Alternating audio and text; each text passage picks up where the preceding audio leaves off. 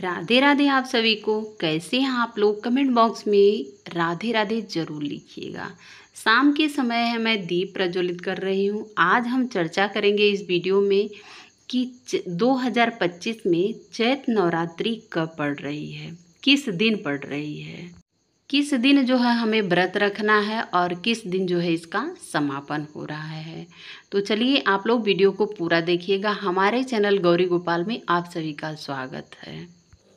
चैत नवरात्रि का शुभारंभ जो है चैत महीने की शुक्ल पक्ष की प्रतिपदा तिथि से जो है प्रारंभ होता है। चैत नवरात्रि में जो है कलश स्थापना करने के साथ साथ जो है माता रानी की स्थापना की जाती है। माता रानी की स्थापना करने के बाद हमें जो है 9 दिन माता रानी का सेवा करने का अवसर प्रदान होता है। इस साल जो है नवरात्रि 8 दिन का ही है। इस नवरात्रि में जो है हम 8 दिन माता रानी का सेवन, पूजन, अर्चन, बंदन जो है हमें करना है। 8 दिन में हमें जो है नवरात्रि का पूरा जितना भी कार्य होता है सब जो है संपन्न करना है। इस साल 2025 में चैत नवरात्रि का शुभारंभ जो होगा 30 मार्च दिन रविवार को इस पर्व का प्रारंभ होगा।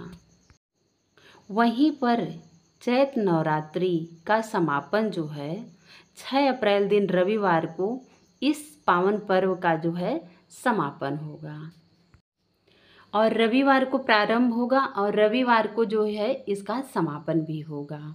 यह नवरात्रि हमें 8 दिन का ही समय मिलेगा पूजन, अर्चन और वंदन करने के लिए, माता जी की भक्ति करने के लिए। इस नवरात्रि जो है 8 दिन की ही नवरात्रि मनाई जाएगी। 8 दिन की ही नवरात्रि पड़ रही है। तो चलिए जानते हैं कि कलश स्थापना हमें किस तिथि में करनी चाहिए, कब करनी चाहिए। चलिए वो भी जानते हैं। कलश स्थापना का शुभ मुहूर्त जो होता है प्रतिपदा तिथि में ही प्रारंभ होता है। कलश स्थापना हमें जो है प्रतिपदा तिथि में ही करनी चाहिए। 30 तारीख को दिन रविवार को उदया तिथि को मानते हुए 30 तारीख को कलश स्थापना का जो है शुभ मुहूर्त है। 30 तारीख को ही कलश स्थापना होगी। 29 तारीख से जो है प्रतिपदा तिथि जो है प्रारंभ हो रही है यहीं पे। तो नवरात्रि इस तरह से आपको पूरा डिटेल हो गया कि कब पड़ेगी और किस दिन जो है समापन होगा। 2025 में पूरा डाउट आपका जो है क्लियर हो गया है। अब जानते हैं कि हमें पूजन माता रानी का किस तरह से करना चाहिए घर में अगर हम स्थापना करते हैं देवी जी का। तो चलिए जानते हैं कि अब माता रानी का पूजन हमें किस तरह से करना चाहिए। नवरात्रि का पूजन सभी को करना चाहिए। हिंदू धर्म में ये बहुत ही पावन त्यौहार है। इसको सभी के घर में, प्रत्येक घर में, इसमें जात पात नहीं देखी जाती। अगर आप हिंदू हैं तो सभी के घर में नवरात्रि का पूजन होना विशेष फलदायी बताया गया है।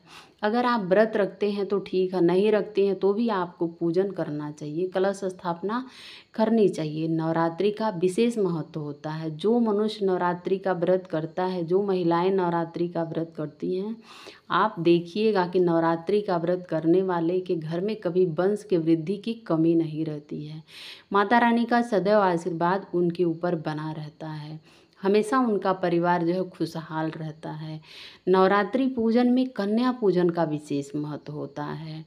आप जो है पूजन विधि में आपको कल दूसरे वीडियो में डाल के दिखाती हूँ, नहीं तो मैं नवरात्रि के दिन जिस दिन पूजन करूँगी उस दिन आप लोगों को क्लियर वीडियो डाल के दिखाती हूँ। नवरात्रि में कन्या पूजन का बहुत बड़ा विधान होता है। आप 2 साल 3 साल की जितनी छोटी कन्या को खिलाते हैं, नहीं अगर मान लीजिए आप 9 कन्या का भोजन दे सकते हैं, दक्षिणा दे सकते हैं, तो आप 2 ही कन्या का दे दीजिए, 5 कन्या का दे दीजिए। 11-11 रुपया आप दक्षिणा दे दीजिए। कुछ जो प्रसाद घर में बनाते हैं उसको खिला दीजिए। उनके चरण धोना चाहिए। उनका चरण धो के आप पूरे घर में जो है छिड़काव जैसे करते हैं वैसे करना चाहिए। नवरात्रि का अगर आप पूजन करते हैं तो आपको किस कलर का वस्त्र होना चाहिए। पहले तो ये पूजन में विशेष मायने रखता है। आप पहले प्रातः सूर्योदय से पहले उठें, स्नान वगैरह करें, सूर्य नारायण भगवान को जल दें। तुलसी अगर आपके घर में है, गमले में रखे हैं, तुलसी मैया में जल दें। इस तरह से आप जो है पहले बाहर जो है अपना पूजन अर्चन कर सकते हैं। आप अपने घर के मंदिर में पूजन कर सकते हैं। अगर आप अलग से चौकी लगा के माता रानी को स्थापना किए हैं तो पहले आप अपने घर के मंदिर में पूजन करने के बाद माता रानी अगर अखंड ज्योत जलाए हैं तो सर्वप्रथम आपकी तब कोई बात नहीं कि आपको तुरंत जो है, अगर ज्योत में तेल कम है या ज्योत मान लीजिए थोड़ी सी मुरझाई हुई तो आप उसको सही करके तभी इन लोगों को पूजन कर सकते हैं। मेन चीज़ आपको ये है देखना कि व्रत अगर रखते हैं तो आपको पहले ध्यान ये देना होगा कि आप जो है वस्त्र साफ स्वच्छ होना चाहिए। ज़्यादातर अगर महिलाएं पूजा करती हैं तो उनको लाल रंग का वस्त्र पहनना विशेष शुभ माना जाता है। अगर आप लाल रंग का वस्त्र पहन के पूजन करती हैं, माता रानी की अति प्रसन्नता होती है। और मान लीजिए अगर आपके पास लाल साड़ी हो, लाल साड़ी नहीं अगर है तो आप एक दुपट्टा ले लीजिए, चुंदरी ले लीजिए, लेकिन लाल कपड़े का विशेष महत्व होता है, लाल साड़ी का विशेष महत्व होता है। जब भी आप पूजन करें, आसन लगा के बैठ जाएं और स्वच्छ साफ कपड़े होना चाहिए। व्रत अगर रखे हैं तो अगर आप एक टाइम फलाहार करते हैं, एक टाइम अगर आपसे नहीं रहा जाता तो आप भोजन कर सकते हैं। वो भी तिन्नी का चावल मिलता है, आप तिन्नी का चावल खा सकते हैं, दूध के साथ, दही के साथ, जो भी आप मतलब खाना चाहते हैं खा सकते हैं। किन किन सामग्री की आवश्यकता होती है, चलिए मैं आप लोगों को वो भी क्लियर करती हूँ, क्योंकि नवरात्रि की एक दिन पहले ही हमें सामग्री की व्यवस्था कर लेनी चाहिए। जब भी आप नवरात्रि पूजन करें तो पहले तो आपको एक चौकी लेना चाहिए, चाहे आप छोटा सा एक पार्ट ले लीजिए कोई, जिस पे माता रानी की स्थापना करनी है, कलश स्थापना करनी है। उसके बाद आपको चाहे वैसे तो लाल रंग का कपड़ा बहुत ही शुभ माना जाता है, आप एक पीस ले लीजिए, चाहे छोटा सा एक लाल रंग का कपड़ा उस चौकी पे बिछाने के लिए। लाल रंग का ही कपड़ा ज़्यादातर लगता है, लाल रंग का आप कपड़ा ले लीजिए बिछाने के लिए। माता रानी का फ़ोटो चाहिए, जो भी तस्वीर है, मूर्ति है, जो भी आपके पास है उसको चाहिए। हमें चाहे तो मिट्टी का कलश अगर मिलता है तो आप मिट्टी का कलश ले लीजिए। नारियल चाहिए, कलश में डालने के लिए हल्दी और एक सुपारी, एक सिक्का चाहिए। और हमें माता रानी का स्थापना करने के लिए पान चाहिए, रोली चाहिए, हल्दी चाहिए, कुमकुम चाहिए और एक चुंदरी माता रानी को ओढ़ाने के लिए चाहिए। और एक चुंदरी जो है आप नारियल पे जो है जैसे हम वस्त्र के रूप में लपेटते हैं वैसे चाहिए।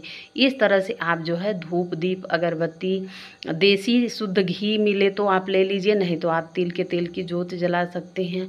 वैसे आप सरसों के तेल की भी ज्योति बहुत अच्छी होती है, जला सकते हैं। अगर 9 दिन की ज्योत जलाते हैं तो आप कच्ची माटी का जो है दीपक ले लीजिए, इसमें जो है आप दीप प्रज्वलित कर सकते हैं। आम का पल्लो लगा के आप जो है कलश के स्थापना कर सकते हैं। किस तरह से कलश स्थापना करते हैं, मैं नवरात्रि के दिन कलश स्थापना करूंगी, आप लोगों को वीडियो दिखाती हूँ बना के कि किस तरह से हम नवरात्रि में कलश स्थापना करते हैं। तो ये छोटी छोटी सामग्री जो है हमें एक दिन पहले ही व्यवस्था कर लेनी चाहिए। माता रानी को भोग में आप कोई मीठा ले लीजिए, फल बहुत ज़रूरी होता है भोग में। हो सके तो 9 दिन आप फल का भोग लगाएं, बीच बीच में मिश्री हो, दूध हो, इस चीज़ का, छोटी छोटी चीज़ों का जो है माता रानी को भोग लगता है। तो आप इस तरह से जो है छोटी छोटी सामग्री को, इन चीज़ों को आप एक दिन पहले घर में ला के रख सकते हैं। दूसरे दिन नवरात्रि के जो है पूजन करते हैं तो आप पूजन कर सकते हैं।